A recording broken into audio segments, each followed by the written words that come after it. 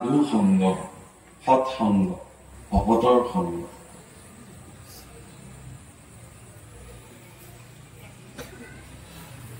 কাশী যায় মথুরা যায়, কাশী যায় মথুরা যায়, যায় हरिद्वार रे। चार धाम तीर्थ फिर आवे, मन का नहीं सुधार रे। सत्संगत जग सार साधु, सत्संगत जग सार। मंदिर जाए करो नित्य पूजा, पूजा मंदिर जाए करो नित्य पूजा, राखे बरे आसार रे। साधु जन की आदर न जाने, साधु जन की आदर न जाने, नाही सत्य जन आहार रे। सत्संगत जग सार साधु, सत्संगत जग सार। ব্ৰহ্মানন্দ নামৰ এগৰাকী মহাপুৰুষে এই ভজন লিখি থৈ গৈছে। ভাৰতবৰ্ষৰ পঞ্চদশ শতিকাৰ সমকক্ষভাৱে যিসকল ভাৰতবৰ্ষৰ মনীষী মহাপুৰুষৰ জন্ম হৈছিল, সেই প্ৰত্যেকবিলাক মহাপুৰুষে এনেধৰণৰ বাক্য নিজৰ নিজৰ দৃষ্টিভংগী, নিজৰ নিজৰ প্ৰান্তীয় ভাষাৰে লিখি লিখি থৈ গৈছে। মহাপুৰুষ গুৰুজনাই তেতিয়াহ'লে কি কৰিছে? সাধু সংগ অনুসৰা, শ্ৰৱণ কীৰ্তন কৰা, অপৰিহৰা পাখণ্ড আচাৰ। সাধু সংগ অনুসৰণ কৰিব দিছে। সাধুৱে কি কৰ্ম কৰে, সজ্জনক অনুসৰণ কৰিবলৈ কৈছে। আপুনি মন্দিৰলৈ যাওক, নামঘৰলৈ যাওক, বিভিন্ন পূজা পাতল কৰি নিয়ম নীতি কৰক, সন্তজনৰ প্ৰতি যদি সমাদৰ নাথাকে, ভক্তজনক দেখিলে যদি আপোনাৰ শ্ৰদ্ধা নোপোজে, সাধু সন্তজনক দেখিলে যদি আপোনাৰ মনত ভক্তি ভাৱনাৰ জন্ম নহয়, তেতিয়াহ'লে একো লাভ নাহি। সতযেন আহাৰ, সাধুসকলে কেনেধৰণৰ আহাৰ গ্ৰহণ কৰে, তেওঁলোকৰ আহাৰ বিহাৰ কি, তাৰ প্ৰতি যদি আপোনাৰ কোনো ধ্যান ধাৰণা নাই, আপুনি কেৱল খাও পিও মজ কৰো, আমি খাবৰ কাৰণে পৃথিৱীত আহিছো, খাবই লাগিব। বিয়া খাই আহে, বিয়া খাব যায়, ৰাস্তাতে বইনী বিলাক দেখা দেখি হয়, বোলে কেনে তহঁত আহিলে নেকি, বোলে আমি আহিলো দে, আমি যাওঁহে ৰ। পিছে কেনে? এনে ঠিকে আছে, যা হলেও পেণ্ডেল মতে হোৱা নাই, যা বুজাই বুজে।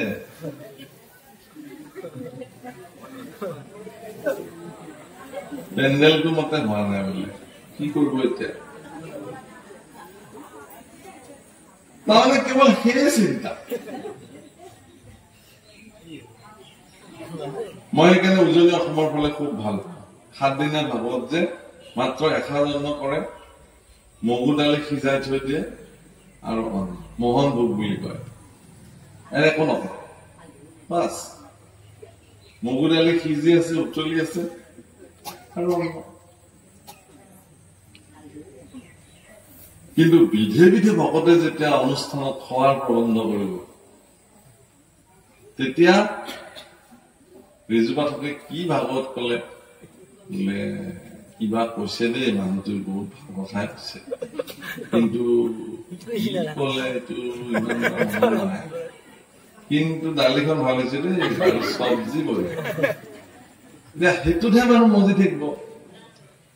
খাওঁতো খাওঁৱে আমি বিলাকে, খোৱাই কাম, পুৱা উঠাৰ পৰা সেই ভগৱান উঠিলো মানে খাব লাগে। বাচন খিনি ধুই ধুয়ে চিন্তা কৰবো, আয়েৰ চাহ কিন্তু খালো, এটা দুপৰীয়াৰ কেইটা কি চিন্তা কৰবো। আকৌ দুপৰীয়াৰ অন্নখিনি খাই বাচনখিনি ধুয়ে আকৌ একাপ চাহ খাব লাগিল আবেলি সেইটো চিন্তা কি হ'ল খাই চাহ আকৌ আবেলি চাহখিনি খাই বাচনখিনি ধুলে জানে আকৌ ৰাতিৰ কাৰণে যোগাৰ কৰিব হলে কেৱল খাই থাকক আৰু দিনে জীৱন আমাৰ তাৰ বাহিৰে একো নাই বেলেগ নাই ভাবিবচোন এবাৰ একোৱেই নাই বেলেগ খাব লাগে বাছ আমি খাবৰ কাৰণে পৃথিৱীত আহিছো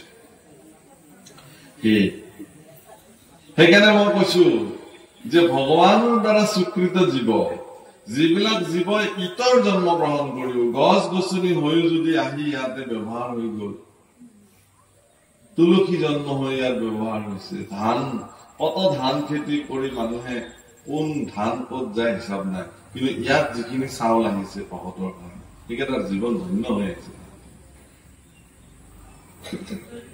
গতিকে ইয়াত ব্যৱহাৰ হোৱা প্ৰত্যেকটো বস্তুৱে ঈশ্বৰৰ কৰ্মত লাগিবৰ কাৰণে তেওঁ সাধন কৰি আহিছে জীৱনত সেইকাৰণে প্ৰাপ্তি হৈছে এনেধৰণৰ অনেক জীৱন অতিক্ৰম কৰাৰ অন্তত এবাৰ মাত্ৰ মনুষ্য জন্ম প্ৰাপ্তি হৈছে আৰু সেই মনুষ্য জন্ম মুক্তিৰ দ্বাৰ মুক্তিৰ তেওঁ ইচ্ছা কৰিলে তেওঁ মুক্তি লাভ কৰিব মনুষ্য মুক্তিৰ দ্বাৰ আৰু যদি এই দ্বাৰ কোনোবাই ভংগ কৰে তেতিয়াহ'লে পুনঃ মুচিক হব আকৌ সেই কি হল 84 লক্ষ আকৌ সেই আৰু প্ৰক্ৰিয়া আৰম্ভ হৈ গল তেতিয়া মহাপুৰুষে লিখিছে নাম প্ৰকাশ সুবাসনা দুৰ্বাসনা দুই বন্ধৰ মুখ মূল হেতু শুনা যেন মতে উপজ পুৰুষ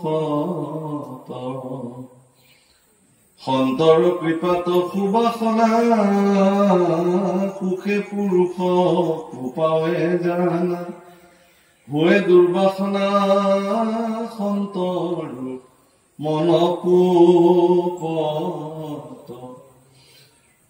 যদি আপোনাৰ মনত সৎ বাসনাৰ জন্ম হল আপোনাৰ মুক্ত হৈ যাব বোলে দুৰ্বাসনা যদি জন্ম হল আকৌ বন্ধ হব তাৰমানে বান খালে বান্ধতে পৰি গল কিন্তু এবাৰ যদি বান্ধ মুকলি হৈ যায় মুক্ত হৈ গল কোনো চৰাই নিবিচাৰে এবাৰ পাৰস্য দেশৰ পৰা এগৰাকী ব্যৱসায়ী ভাৰতবৰ্ষলৈকে আহিলে পাৰস্য দেশ মানে আজিকালি ইৰাণ বুলি কয় নাম সলাই ললে তেওঁলোকে তো পাৰস্যৰ পৰা ব্যৱসায়ী আহিলে আহিবৰ সময়ত তেওঁৰ মৰমৰ মইনাজনীক সুধিলে যে মই তোমাৰ দেশলৈ যাম তাৰমানে মইনাজনী ভাৰতবৰ্ষৰ আছিল সোণৰ পিঞ্জৰাত ৰাখিছে পাৰস্য তোমাৰ কাৰণে কিবা আনিব লাগিব নেকি এৰা আনিব লাগিব কি মোৰ নিচিনা আৰু মইনাবিলাক লগ পাবা নহয় তাতে বোলে পাম আকাশত মুক্তভাৱে উৰি থকা দেখিবা মোৰ মুক্তি কেনেকে হব এইটোকে সুধি আহিবা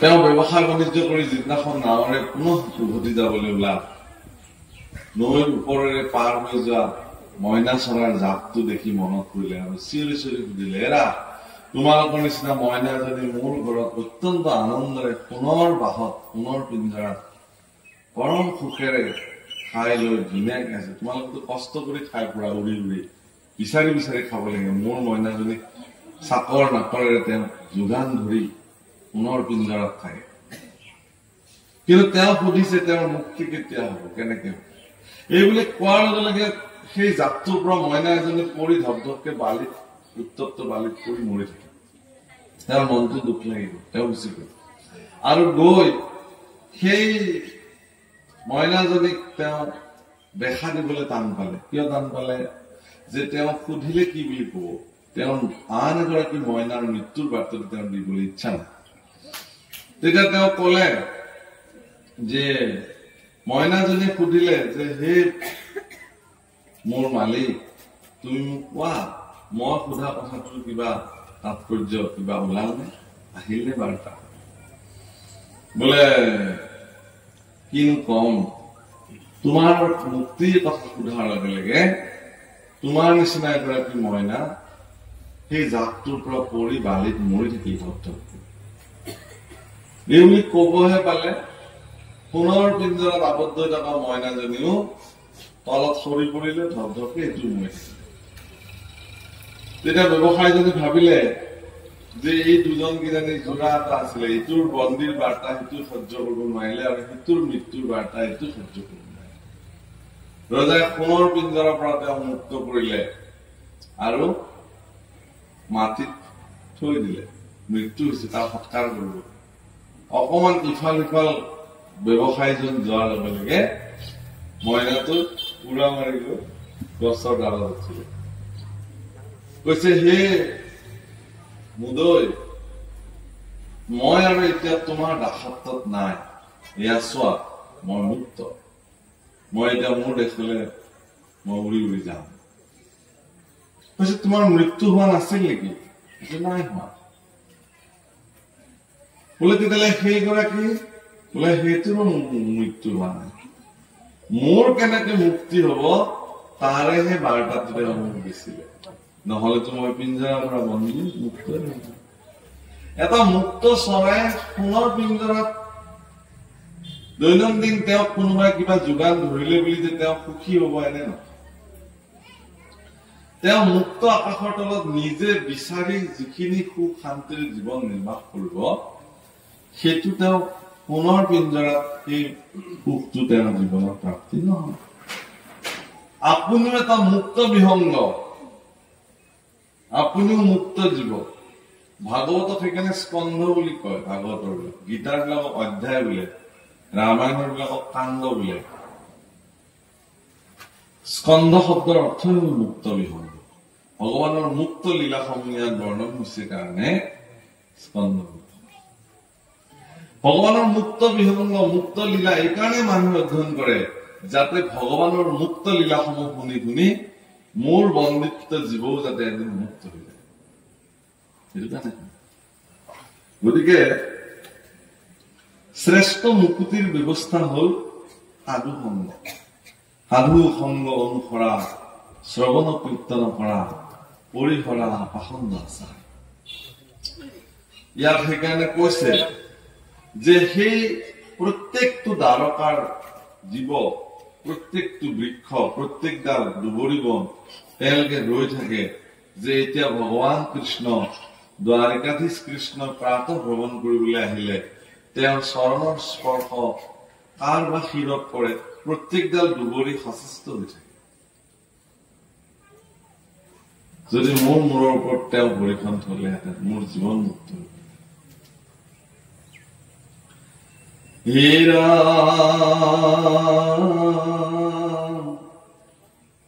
বাজনীয়া যত সেৱক আশ্ৰয়,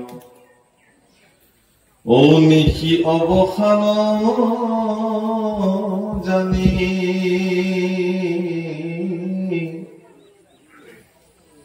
নানা বাদ্য বাই কৃষ্ণক জগায়, প্ৰকটীয়া চাতুবাণী।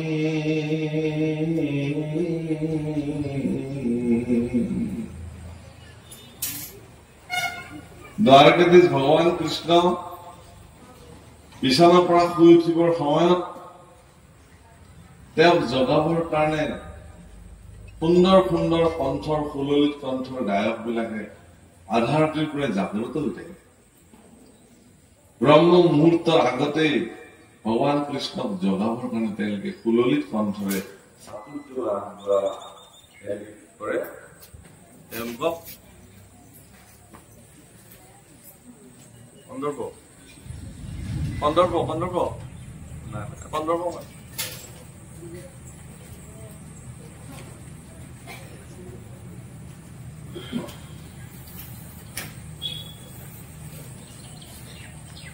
তেওঁৰ চাতুৰ্য বাণীৰ দ্বাৰা ভগৱানক জগায়। কলে কৃষ্ণৰ কামিনী প্ৰভাত নহওঁতে প্ৰভুক জগাৱে,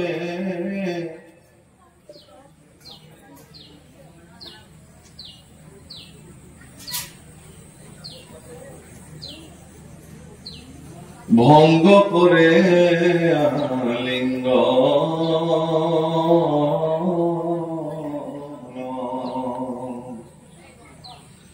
আৰ সিটো দুই দণ্ড অৱসান নিশি সবাৰে ভুল দুৰ্গ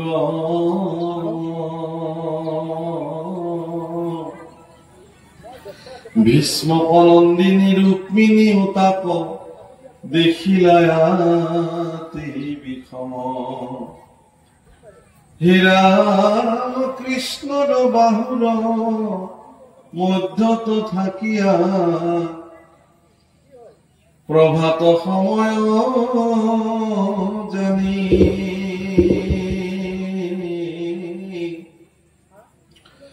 ও আলিঙ্গন ভঙ্গ ভয়ে মহাদুখ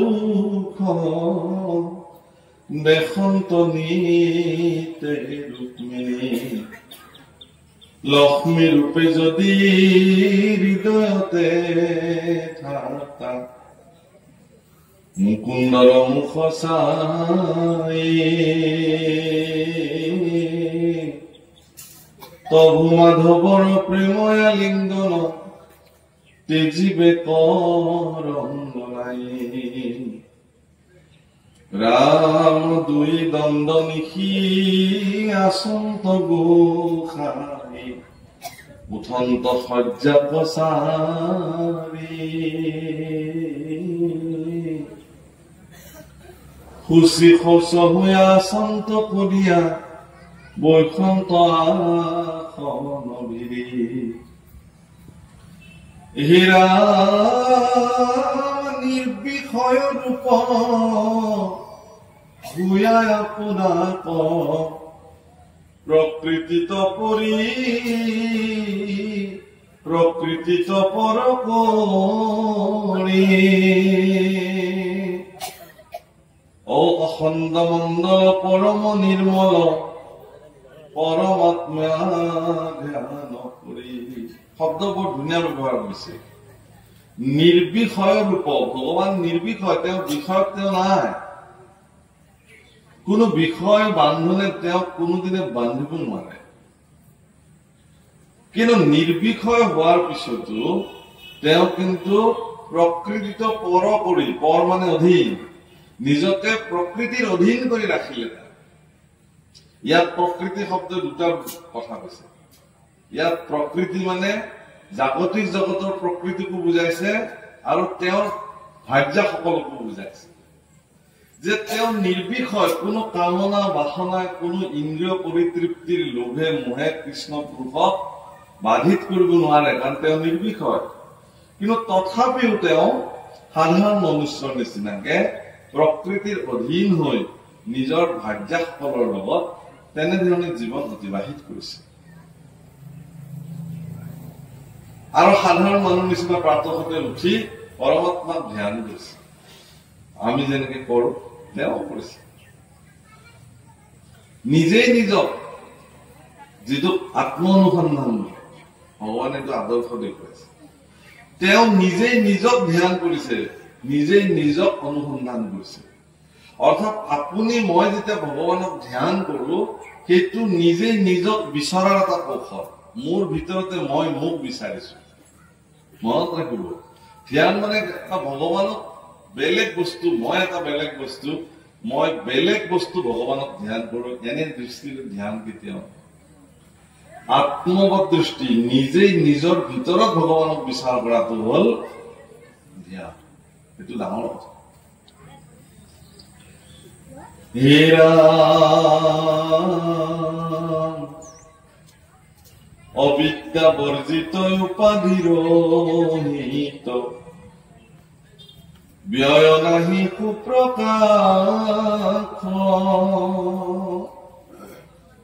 সৃষ্টি স্থিতি নাশ শপতি লক্ষণ দেখিও যায় আভাস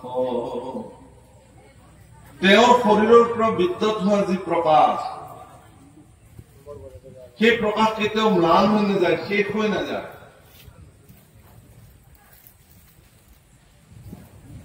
কিন্তু আপোনাৰ মোৰ ভিতৰত থকা যিটো সৌন্দৰ্যৰ প্ৰকাশ, গা পা ধুই এইবিলাক কি কি সানে আপোনালোকে? মেকআপ চেকআপ সানি যেতিয়া আপুনি ওলাই যাব, ই যিমানে সময় যাব সিমানে মেকআপটো বেলেগ হৈ গৈ থাকে। বেছি ৰ'দে বাদে ধূলিয়ে ধুকুটি যদি ঘূৰিলে আৰু সৰ্বনাশ, কিবাৰ পৰা গৈ মেকআপটো কিবা কৰে। কিন্তু ভগৱানৰ শৰীৰত যিটো জ্যোতি, প্ৰচণ্ড যুদ্ধ ক্ষেত্ৰত ৰথৰ সাৰথি হৈ থকাৰ পিছতো যেতিয়া ভূতকৰ ধূলি, মানে ঘোঁৰাৰ খোজত সৃষ্টি হোৱা ৰণাংগনৰ যিবিলাক ধূলি, ভগৱান কৃষ্ণৰ শৰীৰত বিৰিঙি উঠা ঘাম বিলাক, টোপাল টোপাল ঘামত যেতিয়া ধূলিবিলাক লাগিছিল, সেইবিলাক যেন ৰত্নৰ নিচিনা তিৰবিৰকে জ্বলিছিল। ভাগৱতত বৰ্ণন কৰিছে। কিন্তু আপুনি মই যদি এনেকে ঘামি জুলি ৰ'দত থাকো, আমাৰ নিচিনা মানুহটো মানে চিনিয়ে নাপাব এইটো কোন সৌন্দৰ্য প্ৰকাশিত হোৱা দূৰৰ কথা। কিন্তু ভগৱান কৃষ্ণ প্ৰচণ্ড ৰণাংগনত ঘামি জুলি প্ৰচণ্ড যুদ্ধত থকাৰ পিছতো তেওঁৰ শৰীৰত টোপাল টোপাল বিৰিঙি উঠা ঘাম বিলাকত ভূতকৰ ধূলি, ৰণাংগনৰ ধূলিসমূহ লাগি যেন তিৰিমিৰি মুকুতাৰ দৰে জ্বলিছিল। আৰু এই বৰ্ণনা কোনে কৰিছিল জানে? 12 জন বৈষ্ণৱৰ অন্যতম পিতামহ ভীষ্মই এই ৰূপৰ বৰ্ণনা কৰিছিল। ইমান সাধাৰণ কথা নহয়। ভগৱান অনন্য, ভগৱানৰ লগত সেইকাৰণে কাৰো তুলনা নহয় পৃথিৱীত। একক আৰু অনন্য, অদ্বিতীয়ম আৰু দ্বিতীয় নাই। সেইকাৰণে তেওঁ বিষয়ৰ লগত থাকিও তেওঁ বিষয়হীন, দুখৰ মাজত থাকিলেও তেওঁ কোনো দুখৰ সমভাগী নহয়, সুখৰ লগত থাকিলেও তেওঁ সেই সুখক তেওঁ আস্বাদন নকৰে, নিৰ্বিকাৰ থাকিব পাৰে। কিন্তু এনেকুৱা নিৰ্বিকাৰ হোৱাৰ পিছতো কিন্তু ভগৱানৰ চকুত চকু পানী ভাগৱতত বৰ্ণন হৈছে। যেতিয়া তেওঁৰ প্ৰাণ সম উদ্ধৱ তেওঁ কান্দিছে যে প্ৰভু তুমি যাবা যেতিয়া ময়ো তোমাৰ লগত যাম, মই তোমাৰ অবিহনে এই পৃথিৱীত সৰ্বস্তৰতে মই আন্ধাৰ দেখো, শূন্য দেখো। তুমি বিনে শূন্য, তুমি বিনে পুণ্য দেখোই তো ত্ৰিজগত। তোমাৰ অবিহনে মই সমস্ত জগতক মই আন্ধাৰ দেখো। গতিকে হে প্ৰাণ প্ৰভু, মই তোমাক প্ৰাৰ্থনা কৰিছো যে তুমি মোকো তোমাৰ লগত লৈ যোৱা। উদ্ধৱৰ এনেকুৱা কাতৰ প্ৰাৰ্থনা ভগৱানৰ চকুত চকু পানী আহিছে। আৰু তেওঁ পীত বস্ত্ৰেৰে নিজৰ চকু পানী মচি তেওঁ কি কৰিছে? তেওঁক আলিংগন কৰিছে, আশ্বাস বচন দিছে। গতিকে ভগৱান কৃষ্ণ এতিয়া হেৰি কি ৰুক্মিণী, ৰুক্মিণী স্বয়ং লক্ষ্মীৰ অৱতাৰ, লক্ষ্মীৰ অন্যতম অৱতাৰ ৰুক্মিণী। ৰুক্মিণীয়ে দেখিছে যে ৰাতি পুৱালেই নে এইকেইটা বদমাছ কেইটাই জগাবলৈ আহিছে, খং উঠিছে সিহঁতৰ ওপৰত। আৰু অলপমান সময় কৃষ্ণৰ আলিংগন বাহুবন্ধনত থাকিব খুজিছিল। জগাবলৈ আহিল যেতিয়া নতে ভাতে উঠিবই লাগে। যে যদিও তেওঁ লক্ষ্মী স্বৰূপে ভগৱানৰ হৃদয়তে নিবাস কৰি আছে, তথাপিও হেঁপাহ নপলায় কৃষ্ণৰ সান্নিধ্য ইমানেই। হে প্ৰভুসকল, পৰীক্ষিতে সেইকাৰণে সুধিছিলে যে এই ভাৰ্যাসকল কোন? প্ৰভুসকল, বিষয় সম্বন্ধত থকা পতি পত্নী ভাৰ্যা স্বামীৰ যি সম্বন্ধ, কৃষ্ণ পুৰুষৰ লগত ভাৰ্যা হিচাপে নিৰ্বাচিত হোৱা এইসকলৰ সম্বন্ধ আমাৰ বিষয় পতি পত্নীৰ নিচিনা নহয়।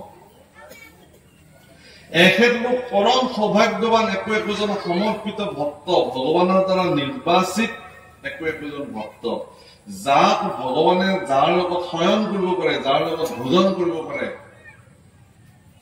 আজি ভাৰতবৰ্ষৰ ক্ষমতাশালী পুৰুষ এজনৰ লগত একেলগে গৈ অন্ন ভোজন কৰাটো গৌৰৱৰ কথা বুলি মানি লব।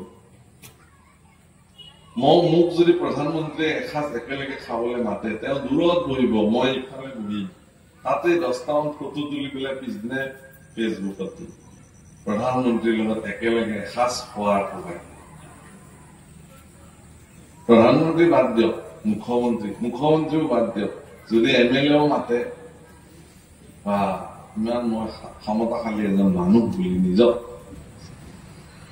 আৰু গোটেই বিশ্ব ব্ৰহ্মাণ্ডৰ যিজন মালিক নায়ক তেওঁৰ লগত একেটা ঘৰত থাকিব একেখন বিছনাত শুব একেলগে খাব সেইসকল কেনেকুৱা ক্ষমতাশালী পুৰুষ হ'ব লাগিব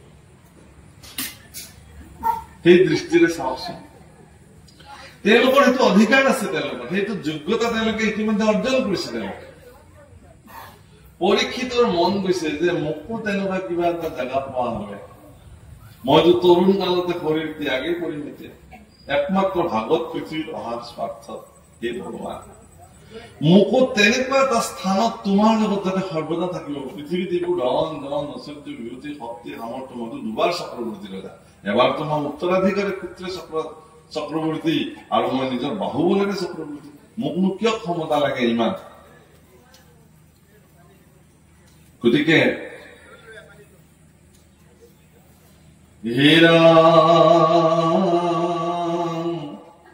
অবিদ্যা বৰ্জিত অবিদ্যা মানে মায়া বৰ্জিত উপাধি ৰহিত কোনো উপাধিৰ দ্বাৰা তেওঁক বিভূষিত কৰিব নোৱাৰে পৃথিৱীৰ সৰ্বোচ্চ উপাধি তেওঁক দিলেও কম হৈ যাব পৃথিৱীত এনেকুৱা উপাধি নাই যি উপাধিৰ দ্বাৰা ভগৱানক সমতুল্য কৰি তেওঁক বুজাব পৰা যায় যি কৰ্ম কৰিলে সেয়া উপাধিৰে তেওঁ নিজে বিভূষিত হৈ গল দীন দৰিদ্ৰ সকলক তেওঁলোকৰ বন্ধু হল সেইকাৰণে তেওঁ দীনবন্ধু হৈ গল কৃপাৰে ভৰপূৰ হৈ থাকে কাৰণে তেওঁ কৃপা সিন্ধু হৈ গল কৃপাৰ সাগৰ হৈ গল ভক্তসকলক নিজৰ সন্তানৰ দৰে পালন কৰে কাৰণে তেওঁ ভক্তবৎসল হৈ গল কোনোবাই যদি তেওঁৰ শৰণ বিচাৰি আতুৰ হৈ যায় তেতিয়াহ'লে সেই শৰণাগত সকলক তেওঁ আশ্ৰিত কৰে সেইকাৰণে তেওঁ শৰণাগত বৎসল হৈ গল দৈৱকীৰ কাৰণে যাদু বাচা ধন যশোদাৰ কাৰণে নয়নৰ মণি গোপীসকলৰ কাৰণে প্ৰাণধন গকুলৰ গৰখীয়াসকলৰ কাৰণে আমাৰ খেলাৰ লগৰী একেলগে আমি খেলো গৰু চৰাবলৈ যাওঁ প্ৰভু আপোনাৰ যোগ্যতা অনুযায়ী আপুনি ভগৱানক ভাবিব ভগৱানে আপোনাক সেইটো যোগ্যতাই প্ৰদান কৰিছে যেতিয়া ভগৱান কৃষ্ণই কংসৰ সভাত প্ৰৱেশ কৰে কুবলয় নামৰ হস্তীক যেতিয়া বধ কৰিলে তেওঁলোকে কুবলয় হস্তীৰ দুটা দাঁত দুজন ভায়েকে উভালি ললে প্ৰচণ্ড পগলা হাতী কিমান মানুহ মাৰিছে হিচাপ নাই কোনো দৈত্যই তেওঁলোকে একো কৰিব নোৱাৰে সেই হাতীক যেতিয়া তেওঁলোকে বধ কৰিলে বধ কৰি মানুহক আতংকৰ পৰা মুক্ত কৰিলে প্ৰথম কাৰণ কুবলৰ কাৰণে সমগ্ৰ মথুৰাপুৰী আতংকত কেতিয়া আহে কাক মাৰে যাম বধ কৰি দুটা দাঁত হাতীৰ দাঁত ভাঙি উভালি লৈ দুজন আনি এতিয়া তেওঁলোকতো অস্ত্ৰহীন কংসৰ সভালৈ প্ৰৱেশ কৰিব সেইকাৰণে দুজন ভায়েকে হাতীৰ দাঁত দুটা এনেকে কান্ধত তুলি লৈ বীৰৰ নিচিনা প্ৰৱেশ কৰিছে বীৰ পুৰুষৰ দৰে আৰু সেই সময়ত দেশৰ 10 প্ৰকাৰে কৃষ্ণ বহিবেলা খুব মন কৰিব মই এইখিনি কথাকৈ সামৰিম মানি বিৰাম দি দেশৰ 10 প্ৰকাৰে কৃষ্ণ বহিবেলা মানুহে কৃষ্ণ পুৰুষক সেই সময়ত 10টা দৃষ্টিৰে 10 জনে 10 ধৰণে দেখিছে মথুৰাবাসীৰ যিবিলাক সন্ত পুৰুষ আছিল সাধু সজ্জন আছিল কংসৰ ভয়ত কোনোমতে জীৱন নিৰ্বাহ কৰিছিল তেওঁলোকে কৃষ্ণ পুৰুষক দেখি কিনে কৃষ্ণ বলৰামক দেখি পেলাই আত্মতৃপ্তি লাভ কৰিছে কি বুলি যে সজ্জন সকলৰ পৰিত্ৰাণ দাতা হে জগদীশ্বৰ কৃষ্ণ তুমি আহিলা আমাৰ নিচিনা নিমাখিত জীৱ সন্তসকলক তুমি এতিয়া মুক্ত কৰিবা কংসৰ হাতোৰাৰ পৰা তেওঁলোকে পৰিত্ৰাণায় সাধুনাম, সাধুসকলক পৰিত্ৰাণ কৰোঁতা জগতৰ পৰম শক্তিশালী পুৰুষ বুলি কৃষ্ণক তেওঁলোকে অন্তঃকৰণে সেৱা জনাইছে। আৰু সেইটো দৃষ্টিভংগী তেওঁলোকে দেখিছে। আৰু মথুৰাৰ সৰু সৰু ল'ৰা ছোৱালীবিলাকে যেতিয়া কৃষ্ণক দেখিলে তেওঁলোকে বোলে বা ইমান ধুনীয়া, এইকেইটাৰ লগত যদি আমি খেলিব পাৰিলো, কাৰণ সিহঁতৰ চিন্তা হল খেলা, খেলিব লাগে, খেলিব লাগে কেৱল। গতিকে খেলাৰ লগ বুলি ভাবি ললে। গকুলতো ল'ৰাবিলাকে খেলিছিলে তেওঁলোকে। এতিয়া মথুৰাৰ কেইটা আমিও খেলিব পাৰিলে ভাল আছিল, আমাৰ ফালে আহিলে ভাল আছিলে। আকৌ মথুৰাৰ নাগৰিকসকল, অৰ্থাৎ নগৰৰ নাৰীৰ কাৰণে নাগৰিক শব্দ ব্যৱহাৰ কৰিছে। গোপীবিলাকে কান্দিছে নহয়, এতিয়া মথুৰাত গল নহয়, মথুৰাৰ নাগৰিক বিলাকক পাই আমালে ক'ত মনত থাকিব, এইবিলাক কান্দিছে, বিনাই বিনাই কান্দিছে। মথুৰাৰ নাগৰিক বিলাকে দেখিছে বাহ ইমান সুন্দৰ পুৰুষ পৃথিৱীত থাকিব পাৰে। তেওঁলোকে আকৌ সেই দৃষ্টিৰে চাইছে যে পুৰুষ ভূষণ, পুৰুষসকলৰ ভিতৰত পৃথিৱীত যিমান পুৰুষ আছে, এই পুৰুষ বিলাকৰ ভিতৰত উৎকৃষ্টতম পুৰুষ, এনেকুৱা সুন্দৰ পুৰুষ আৰু পৃথিৱীত থাকিবই নোৱাৰে, এই দৃষ্টিৰে চাইছে। আৰু দৈৱকী বসুদেৱে বোলে এইটোতো আমাৰে চলি ইমান ডাঙৰ হৈ আহিলে, তেওঁলোকে আকৌ সেই দৃষ্টিৰে আমাৰে ল'ৰা আহিলে। আৰু কংসৰ সভাত যিবিলাক মাল যোদ্ধা, যাৰ লগত যুদ্ধ কৰিবৰ কাৰণে কৃষ্ণক সেই যুদ্ধ চাবৰ কাৰণে আমন্ত্ৰণ কৰিছিল কংস, সেই মাল যোদ্ধাবিলাকে বাহুবলী পৰাক্ৰমী পেশীযুক্ত সেই মাল যুঁজাৰু বিলাকে কৃষ্ণ আৰু বলৰামক দেখি চকু ডাঙৰ কৰি চাইছে, বাপৰে এইকেইটা আৰু কি মাল যোদ্ধা, আমি ইমান দিনে নিজকে আমি যোদ্ধা বুলি ভাবি আছিলো, এইকেইটা দেখোন আমাতকেও ওপৰত। তেওঁলোকে সেই দৃষ্টিভংগীৰে দেখিছে। তেওঁলোকক দেখাৰ লগে লগে ভগৱানে তেওঁলোকক সেইটো ৰূপত দেখাইছে। আপুনি যিটো দৃষ্টিভংগীৰে ভগৱানক চাব, আপোনাক ভগৱানে তেনেকৈ দেখাব। ভক্ত বৎসল দীন বন্ধু দয়াশীল কৰুণা সিন্ধু কৃপা সিন্ধু অনাথ বৎসল, হে প্ৰভু আমি এইবুলি ভগৱানৰ ওচৰত আশ্ৰিত আৰু সেই বুলি দেখি প্ৰভুসকল ভগৱানৰ বিচাৰ, ভগৱানৰ খোজ, ভগৱানৰ অন্বেষণ আপুনি নিজৰ ভিতৰতে আৰম্ভ কৰক। শুদ্ধ হইবে মন তেজিবে মায়া জাল, তেতিয়া আপুনি ভগৱান দৰ্শন কৰিব পাৰিব। আপোনাৰ ভিতৰতে বহি আছে, তেওঁ বিদ্যমান আছে। আৰু ইয়াত সেইকাৰণে কৈছে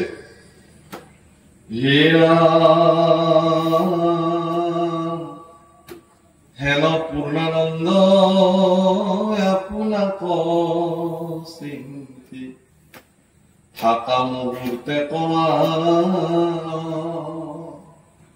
ভকতক এই চিন্তিবা প্ৰতি শিক্ষা দেন্ত নাৰায়ণ।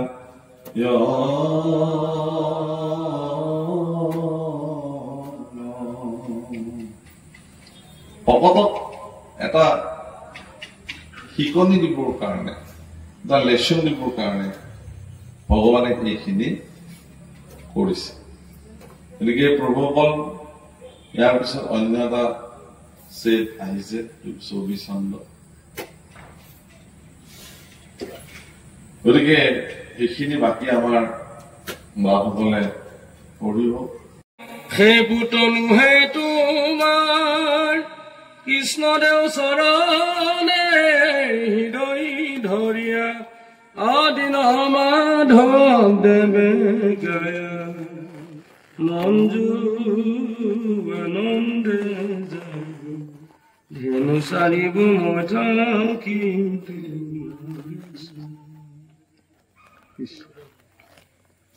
কৃষ্ণ ৰাম কৃষ্ণ কৃষ্ণ ৰাম জয় জয় ৰাম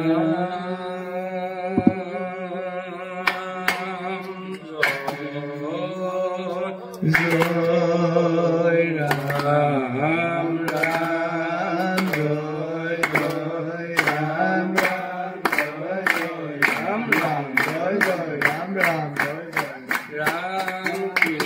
কৃষ্ণ হৰি ৰাম হৰি ৰাম ৰাম ৰাম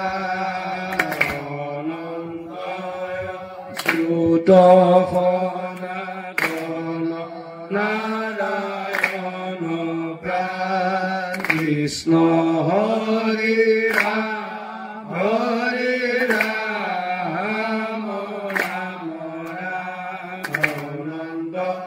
চ্যুত সনাতন নাৰায়ণ প্ৰাণ কৃষ্ণ হৰি ৰাম হৰি ৰাম ৰাম ৰাম অনন্তয় চ্যুত সনাতন নাৰায়ণ প্ৰাণ কৃষ্ণ হৰি ৰাম ৰাম কৃষ্ণ হৰি ৰাম ৰাম ৰাম কৃষ্ণ হৰি ৰাম ৰাম ৰাম কৃষ্ণ হৰি ৰাম ৰাম মাধৱ মাধৱ মাধৱ মধু ৰিপু গোবিন্দ কৃষ্ণ হৰি হৰি মাধৱ মাধৱ মাধৱ মধু ৰিপু গোবিন্দ কৃষ্ণ হৰি হৰি ৰাম